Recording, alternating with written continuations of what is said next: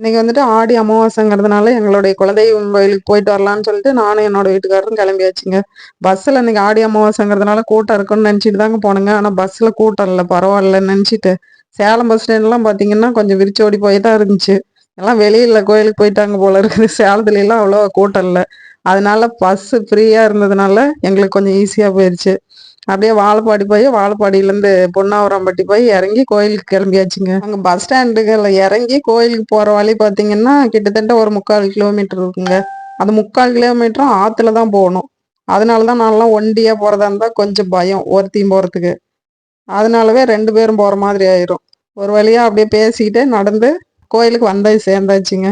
வந்த பின்னாடி அப்படியே அந்த மரமட்டையெல்லாம் சுற்றி பார்த்துட்டு வரல பூசாரி என்ன பூசை பண்ணி முடிச்ச பின்னாடி நான் எப்பவுமே கோயிலுக்கு போகிறதா இருந்தால் முன்னாடி நாளே ஏதாவது செஞ்சு வச்சிடணும். ஏன்னா இங்கேருந்து 5 மணிக்கு புறப்பட்டா தான் அங்கே கோயிலுக்கு போய் ஒரு 10 மணிக்காவது சேர முடியும்னு சொல்லிட்டு 5 மணிக்கெலாம் புறப்படுறதுனால முன்னாடி நாள் நைட்டே சமையல் ஏதாவது செஞ்சு வச்சிருவேன். இன்னைக்கு பார்த்தீங்கன்னா புளிசோறு தாங்க செஞ்சேன்.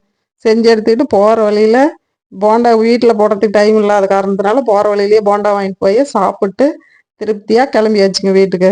வரும்போது பார்த்தீங்கன்னா வரும்போதுமே அவ்வளோ பஸ்ஸில் கூட்டம் இல்லை. அதனால எங்களுக்கு இன்னைக்கு கோயிலுக்கு போயிட்டு வந்த களைப்பே தெரியல. அதனால இன்னைக்கு கொஞ்சம் ஈஸியாக இருந்தது வரத்துக்கு. அப்படியே வந்துட்டு பார்த்தீங்கன்னா எங்கள் ஊர் மாரியம்மன் கோயிலில் பூசை அபிஷேகமெல்லாம் நடக்குங்க.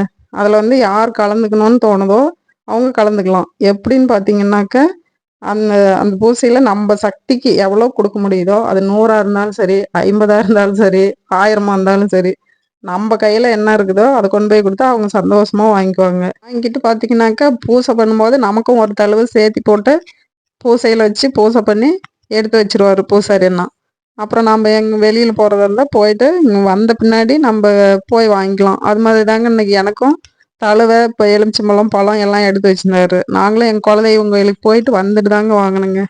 போய் வாங்கிட்டு சூப்பராக அலங்காரத்தோட அம்மன் உட்காந்துட்டு இருந்தாங்க. அவங்களையும் பார்த்துட்டு சூப்பராக சாமி கும்பிட்டு வீட்டுக்கு வந்தாச்சுங்க. பொங்கல் வாங்கிட்டு வந்துட்டு தான் இனிமேல் தான் பொங்கல், சக்கரை பொங்கல்னால் எனக்கு ரொம்ப பிடிக்கும். அதனால நானும் சாப்பிட்றதுக்கு ஆரம்பிச்சிட்டேன். ஓகேங்க, அடுத்த வீடியோவில் பார்க்கலாம். பாய்.